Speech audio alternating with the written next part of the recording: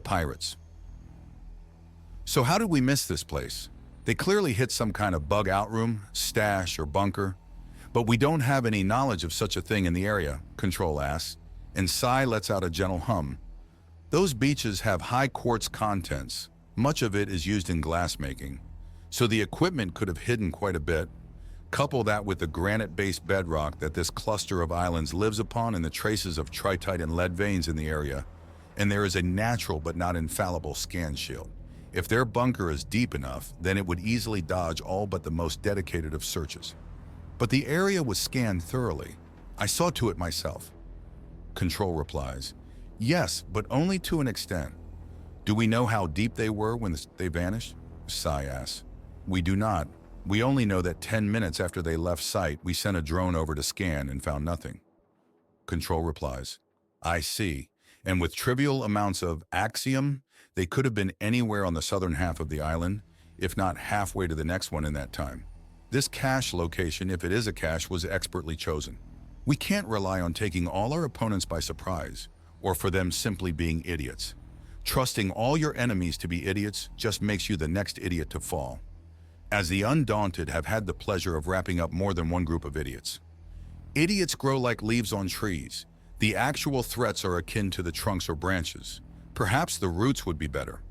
Far rare, but almost always disguised by the sheer number of fools surrounding them. Yes, the true threats are the roots. The trunk is from where their strength buoys up the systems that support the fools that disguise them all and feed them in turn. Yes, this works, Sai remarks in a contemplative tone. While you're both talking about how the Nenmi got away and contemplating metaphors, I've been getting into their ship systems. Would you like to hear what I found so far? Bearman asks into the communication network. I would be delighted, Sai remarks. Before you do, Control says, my Baron, why haven't you affected mining operations if there's tritite and lead in the ground? It's too dispersed and in far too low a quantity to make mining it economical. If it were pure axiom ride, it would still be a maybe. It's that thin and spread out. The granite is doing the most work in shielding that base, or whatever it is they've found. Any other questions? How thin are we talking? Control asks. Thin to the point that I've dismissed any organized attempt to harvest the metals. The amount is so thin that only mining it by hand is cost-effective. Sai replies. Oh, all right. So I don't have to worry about my vegetable garden. No, you do not. Byron, I apologize for the interruptions. Continue, please. Right, well, I've gotten into their systems easily enough. There's a reason direct taps can get through just about anything, and that's due to the deliberate weaknesses in a system that allows the users themselves in. We are dealing with a remnant of the Vekes family, and there may be more incoming in the future. I've correlated this data with an information dump and search of what was found on the Vekes servers back at their former compound.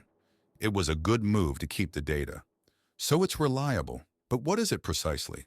A family tradition is the cause of this mess. It started as a way to prevent familial infighting. Basically, when the children start taking an interest in business and start showing initiative, they are given a lump sum, a basic ship, and banished from the homeworld until they can pay back 10 times the initial investment. Any way is appropriate if they end up as reckless thieves or simply hard-working tradeswomen or businesswomen. It's all accepted, so long as they prove they're willing and able to stand on their own and offer the family value. This causes many branches to spring up, including the one we have here. Vuxa 5 only had a branch of this family, and its own branches are starting to come home. How many are coming? Sai asks all business.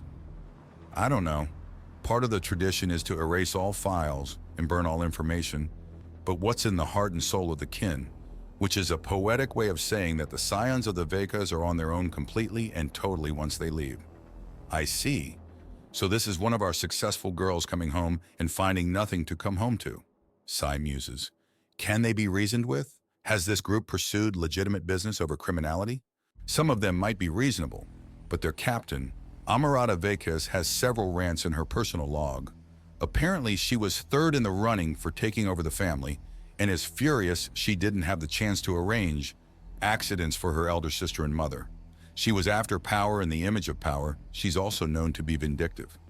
From what I can tell by other members of her crew is that if she was a little less bloodthirsty, she would have been home years ago. Unfortunately for us, she has made note of this and has apparently learned how to temper it. So she's bloodthirsty, knows she's bloodthirsty, and is working to not make mistakes from being bloodthirsty. Wonderful. A competent opponent will knock off whatever rust I've grown. Sai remarks. You're looking forward to a bloodthirsty gangster with a grudge in your territory? Not the damage they're going to cause or the harm they intend, but I do enjoy a proper challenge. And hunting a wily foe is an excellent test. Take this seriously. This girl has killed before and has no issue with knife work. Furthermore, she has made mention of numerous weapon and supply caches. Even if we grab everyone that we can find right now, they're going to cause damage. I am taking this seriously. I already have an idea as to how we're going to solve this, Sai states. And that would be, we're going to bluff them. Convince them we think they're nothing more than petty criminals to ignore unless they do something funny. This way they're given enough rope to hang themselves, and we keep a close eye on them. One vague eye that is clearly there and not paying too much attention, and another much closer, much more intense and much better hidden. It's a basic trick of street magic. Get everyone to look at the wrong thing as you work. And the plan of attack? It's going to be from some blueprints from Centrus. Essentially, we're going to have an entire squadron of mech troopers ready and willing to simply appear on top of their heads should they cause trouble. Or if they can be talked down, then they will be spoken down. That seems unlikely, Byron notes lightly. True, but even dismissing or rejecting a possibility doesn't mean it won't happen. For all we know, little Miss Vake's hatred for her mother and sister went deep enough that she's more annoyed in the loss of name, wealth, and status. If that's the case, I think the good Duchess will have some ideas. She's been getting lessons from Admiral Cistern after all. Considering she just recruited a long-abused soldier and her super Lidris daughter through a land claim that would pass from one to the other, I wouldn't put it past her, Byron says before letting out a musing sound. Oh, this is interesting. It appears there's a little less trust between the Vegas survivors than we thought. Amarada has a backdoor into her relatives' portions of the system and, well, they don't like each other all that much. She thinks Gabrisa, her computer expert, is too cautious and risk-averse. Jana, the pilot, apparently has little stomach for bloodier affairs. Amiri, the quartermaster and accountant, is unwilling to get her hands dirty. Interesting. And what does the backdoor say about their views of Amarada? Sai asks. There's a lot to go through. It'll take me a few minutes to give you a definitive answer. All this because Mother tried a last-second betrayal, Emiri notes as she drifts in the background. No, it was planned from the start. Didn't you see how she panicked about that Tret? Sorry, human, eating the wedges? It was Auntie that planned the betrayal and was killed in the blowback. Did none of you notice what the cameras caught that adept doing? He read her mind, he disintegrated things at a touch and broke the security like a joke. How are we going to deal with that? Do we have railguns and tridite rounds? No, but they're not hard to make, Amarada says as she gestures for Gabrisa to play more. The data tap was one way only and just part of the standard equipment.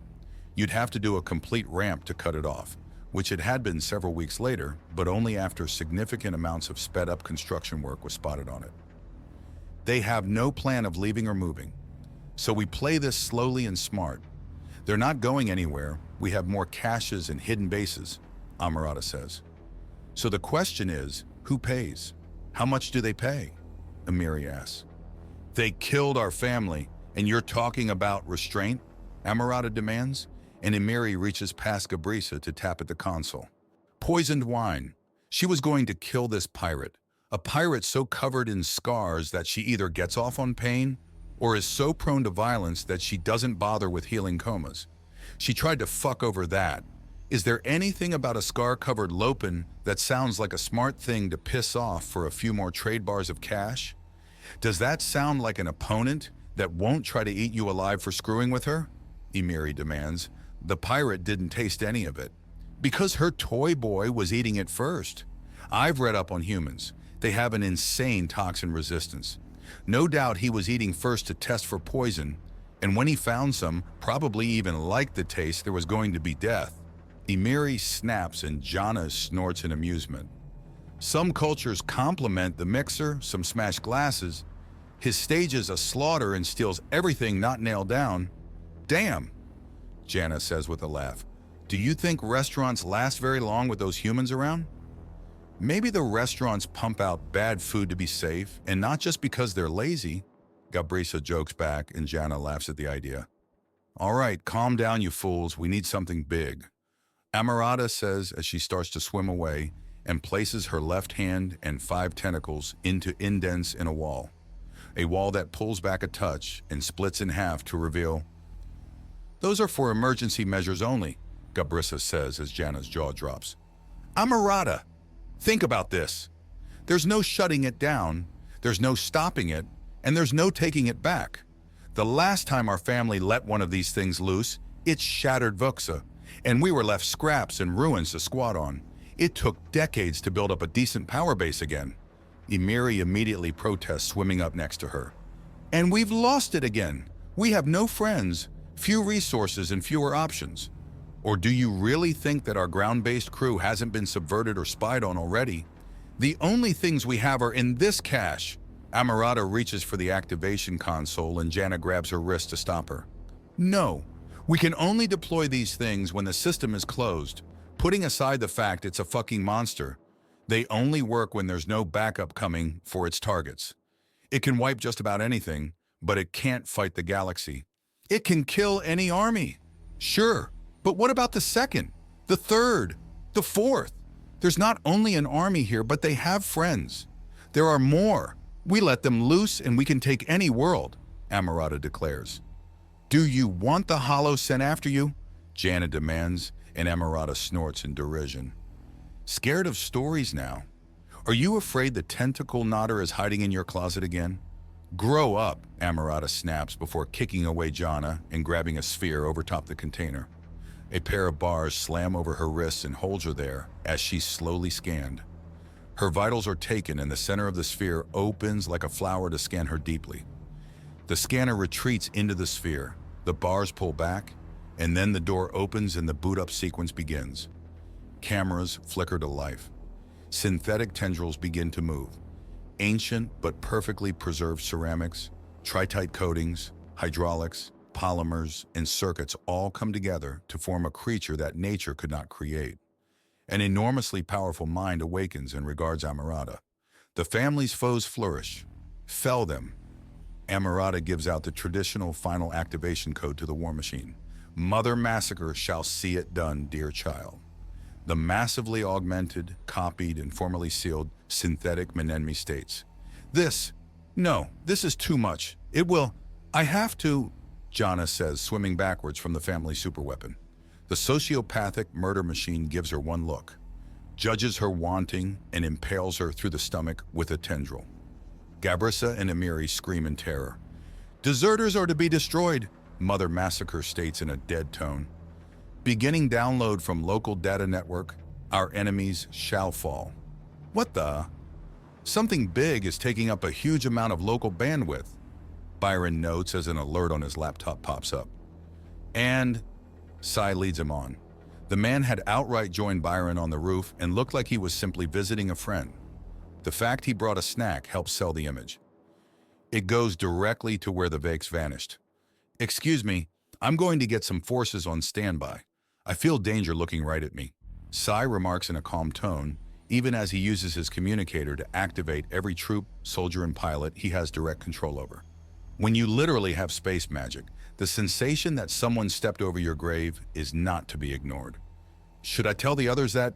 Bearman begins to ask, and Sai's nodding cuts him off. On it,